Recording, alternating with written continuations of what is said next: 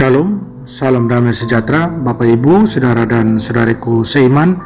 Senang berjumpa kembali dengan Anda dalam permenungan harian Sabda Tuhan Embun Sabda pada hari Minggu tanggal 2 Januari 2022, Hari Raya Penampakan Tuhan.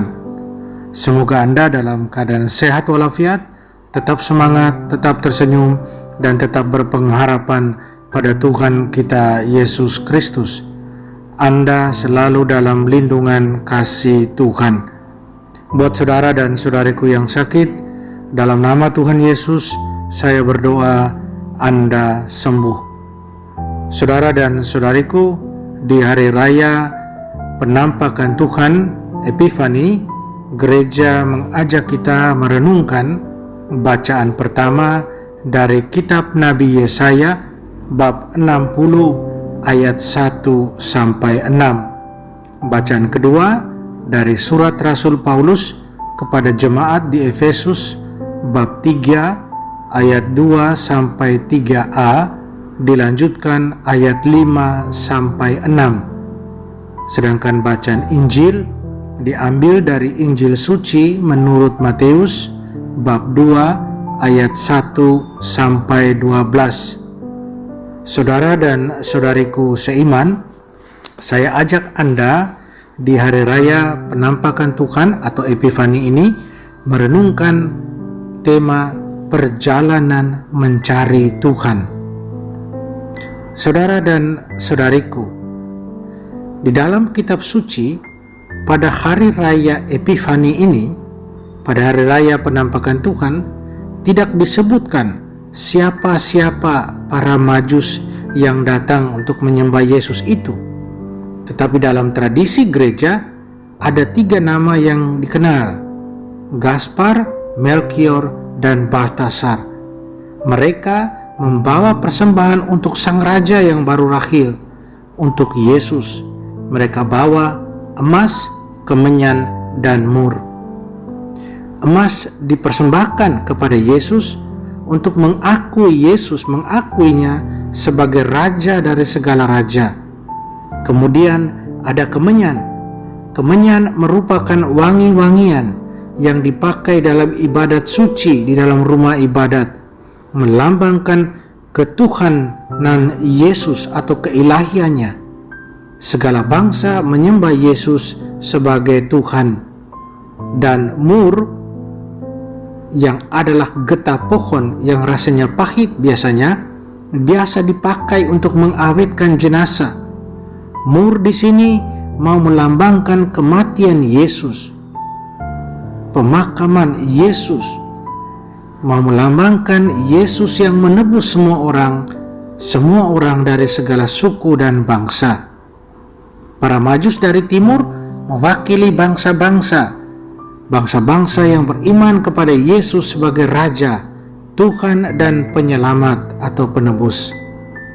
Saudara dan saudariku terkasih dalam Kristus, perayaan hari ini adalah perayaan pernyataan Yesus yang pertama kalinya kepada dunia bahwa Ia adalah Mesias, seorang Raja yang telah dinanti-nantikan. Dalam warta Injil hari ini juga jelas menceritakan tentang bagaimana 3 orang majus dari timur itu yang hanya dengan melihat sebuah bintang di langit dan dengan bantuan rahmat dari Tuhan sendiri, mereka datang mencari sang Mesias yang baru lahir di tanah Israel. Mungkin di zaman itu ada banyak orang yang melihat bintang yang sama, namun tidak banyak yang tahu ataupun menangkap artinya sebagai tanda kelahiran Kristus dan kemudian mengikutinya.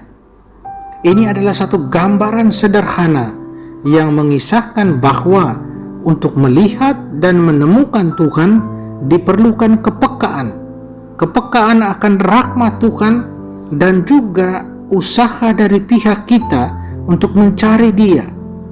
Para majus, mereka melihat bintang itu, mereka menanggapinya dengan mau bersusah payah melakukan perjalanan berminggu-minggu melintasi padang pasir untuk mencari sang Mesias yang kelahirannya ditandai oleh bintang itu.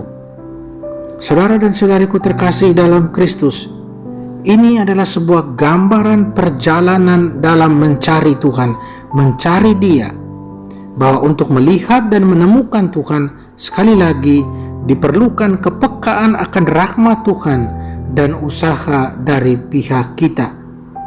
Para Majus menjadi gambaran samar-samar akan bangsa-bangsa bukan Yahudi yang kelak menerima Kristus sebagai Tuhan dan Juru Selamat.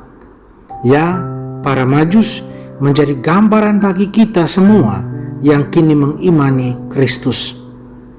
Kalau kita sungguh mau mengikuti Kristus, kita tidak perlu takut akan apa tanggapan orang, tidak perlu takut dianggap ekstrim, karena kita tidak mengikuti arus dunia. Walaupun kita juga tahu bahwa panggilan kita sebagai umat Kristiani tidak mudah dan bahkan membutuhkan pengorbanan, namun kita tahu bahwa akan ada terang ilahi di akhir perjuangan kita. Saudara dan saudariku terkasih dalam Kristus, bukankah keseluruhan hidup kita adalah perjalanan menuju Kristus? Dan melalui Kristus kemudian kita menuju pada Allah Bapa. Maka hidup kita adalah semacam perjalanan yang harus kita lalui dengan terang iman. Kita tidak perlu mengandalkan kemampuan diri kita sendiri untuk menemukan Dia. Kristus telah memberikan gerejanya untuk menuntun kita dengan ajaran-ajarannya dan sakramen-sakramennya, agar kita dapat bertemu dan bersatu dengannya.